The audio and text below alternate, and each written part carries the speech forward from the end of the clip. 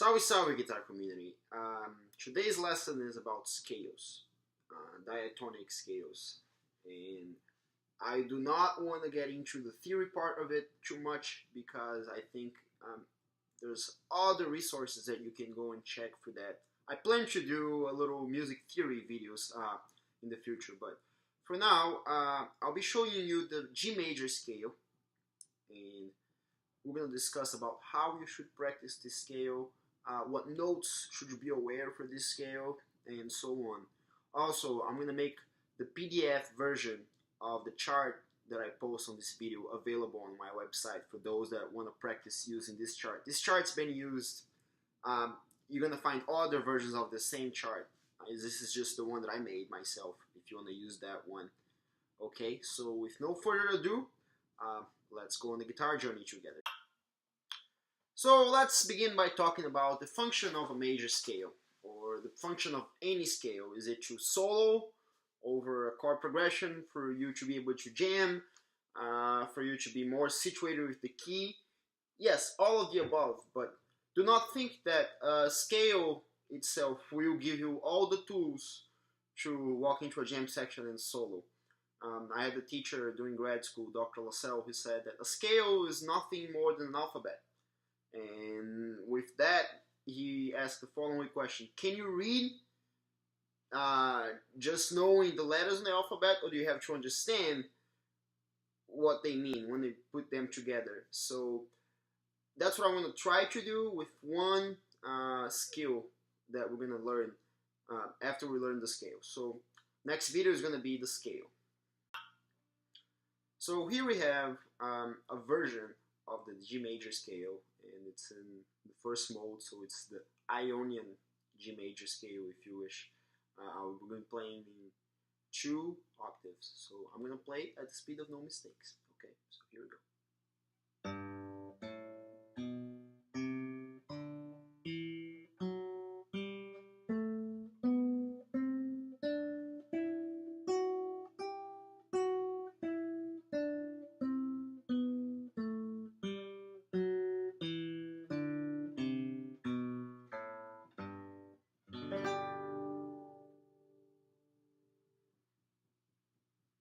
One more time now. I'm going to move myself and the camera a little closer to the fretboard. So if you don't see this, don't worry about it. I'm not making fun of you. So here we go. One more time. This time, pay attention to a few things. How all the concepts that I taught in the spider exercise, it's in the other previous video, they apply to everything we're doing here with the scale. This is very important. I would not recommend you to start the scale without having explored and have really practiced the spider exercise. Okay? So, one more time.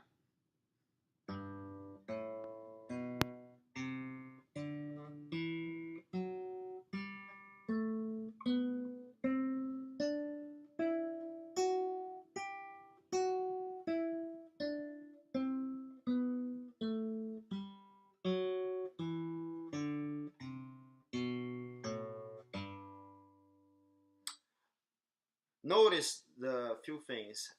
First of all, my fingers are close to the fretboard. It doesn't move far away from it. You need that. Why? Because again, we're trying to eliminate space. Second, pay close attention to the sound that I'm getting. It's a clean sound. Whether you use a pick, whether you use your hands in the right hand, make sure you're getting a clean sound. Make sure that your fingers here are playing closer to the bar of the fret.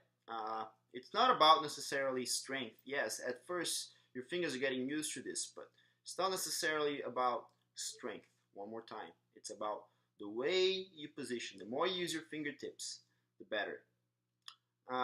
Third of all, when I'm in my way back, notice this.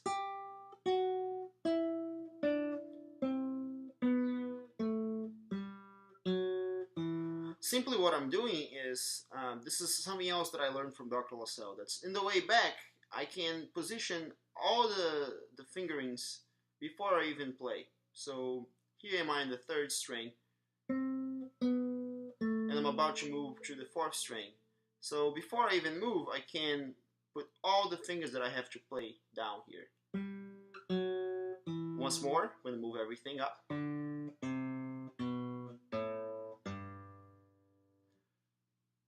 Very useful for helping. And it's another way of planting. Okay, let's move on to a little more detailed practice. Alright friends, now you can be listening to the metronome going at one steady pulse. And basically this is a review of the arpeggio video where you'll be playing the scale at 4 different rhythmic figures. So you'll be playing the quarter note, the 8th note, the triplet, and the 16th note. You do not want to be stuck with one pattern, and be comfortable in switching rhythms as the music and as the ideas in your brain call for.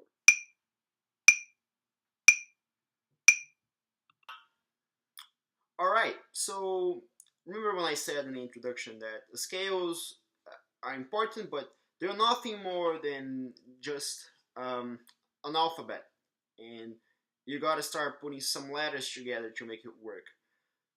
The big thing to start soloing, and I think a secret to a great solo, is how you use arpeggios. Arpeggios are the notes that can compose a chord. If you take a simple arpeggio of 1, 3, 5, so we're talking about the notes that make a G chord, which would be G, B, D, and then today we're going to add the major 7 as well, because in jazz, for example, you want that extra, let's say, resource, and in jazz you can even go to the 9, to the 11, you can go to the whole scale, but I'm just going to be dealing with 7s. So let's say we have G, B, D, F sharp, then G again, B, D, F sharp, and G.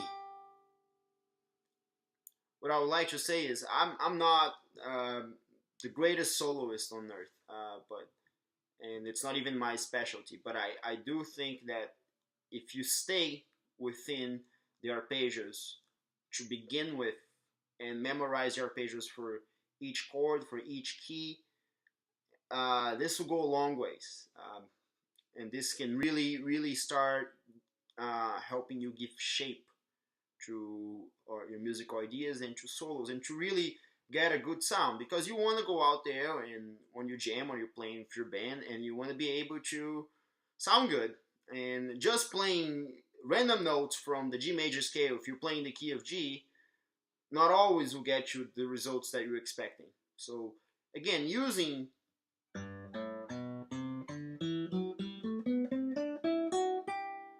the scales, but even more than that, emphasizing the arpeggio. Finally, just to clarify a few things, the shape that I gave you works. It's a G major scale, Aeolian, but it doesn't matter that it doesn't work when you move up in the fretboard. Therefore, here's a little example. Here's G.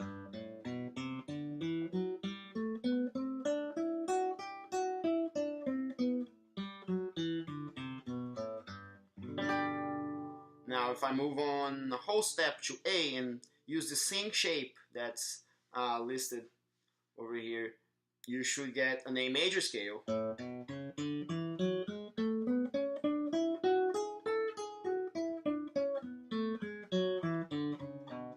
And so on. You can move all the way up.